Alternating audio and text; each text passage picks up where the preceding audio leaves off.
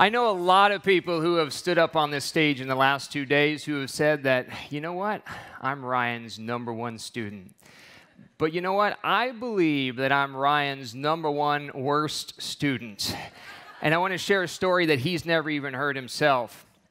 See, about 2 years ago, I joined the Masterclass 1.0 course. And immediately, I start to put together my DDS. And I got that thing released. But then I forgot about it. Not just for a day or a week or even a month. Like, I really forgot about it.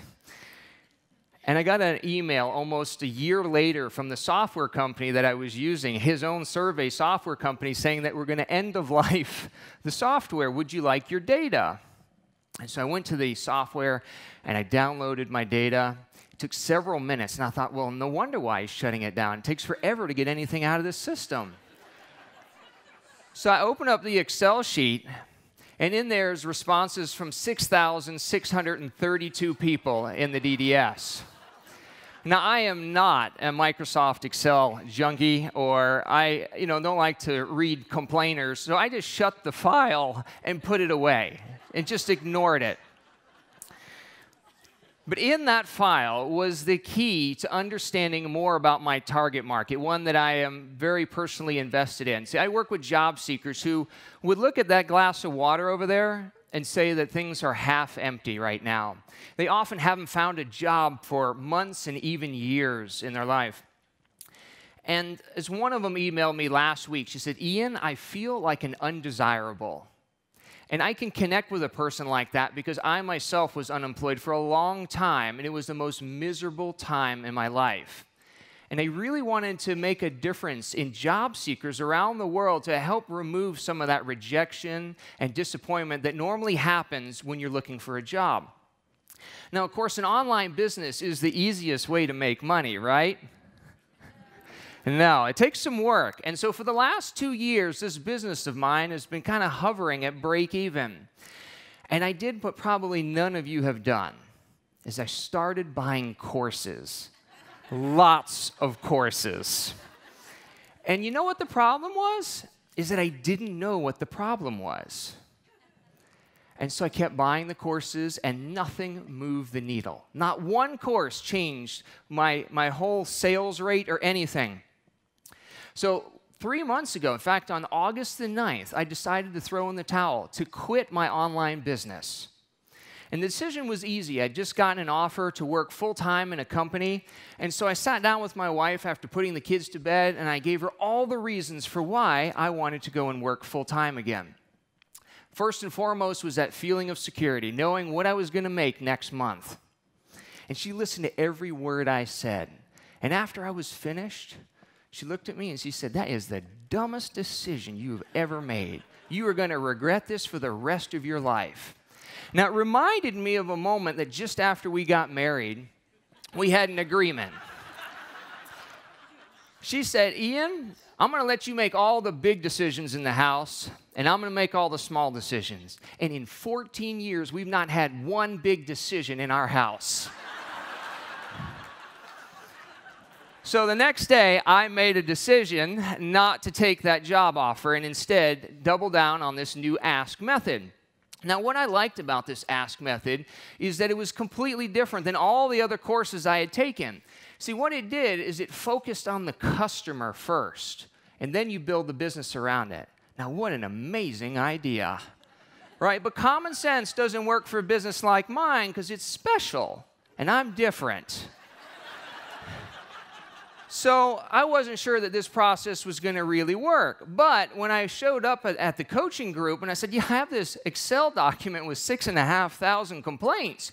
Is there anything I can do with it?" They're like, "Duh." So the last 3 months have been an amazing adventure. 12,000 leads from 0 to 12,000 leads, all on paid advertisement and all profitable. And what I wanted to do is share a little bit about the 3 strategies that I use to get up here, so that way next year you can be standing up here. Now, the first strategy is what I call front pin copywriting. It's knowing who your front pin is, because if you know it, you can knock down all the pins. So let me show you an example of what this looks like. This is my webinar registration page for the first one I ever had. There's nothing wrong with it. I pretty much copied all of the text off of Russell Brunson's webinar page. And that guy makes millions. Why couldn't I do it too, right?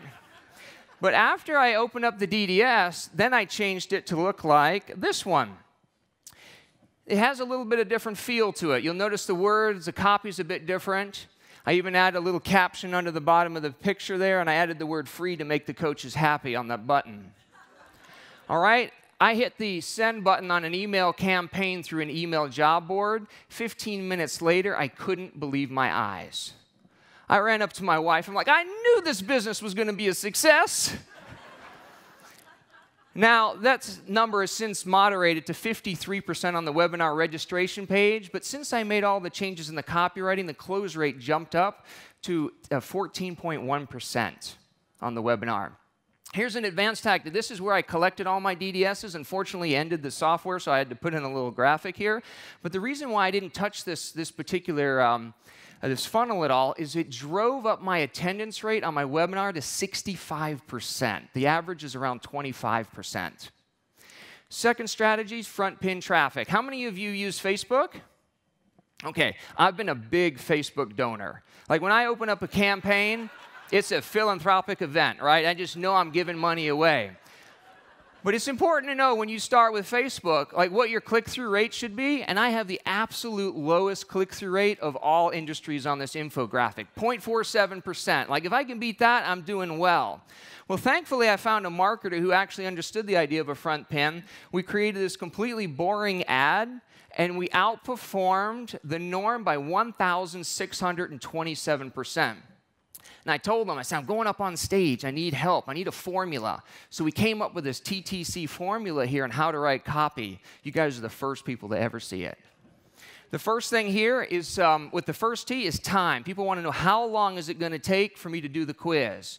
Secondly is trust. They tell them who am I? And third is cost. How much is it going to cost? TTC formula. The third strategy to note, and the reason why I'm standing here today, is this team right here. This is what the coach team did for me. Every one of these people was introduced to me through the coaching group, and no matter what you accomplish in life, someone else has helped you. So I want to recognize them and introduce them to you, so that way if you need their competence, they're available to you.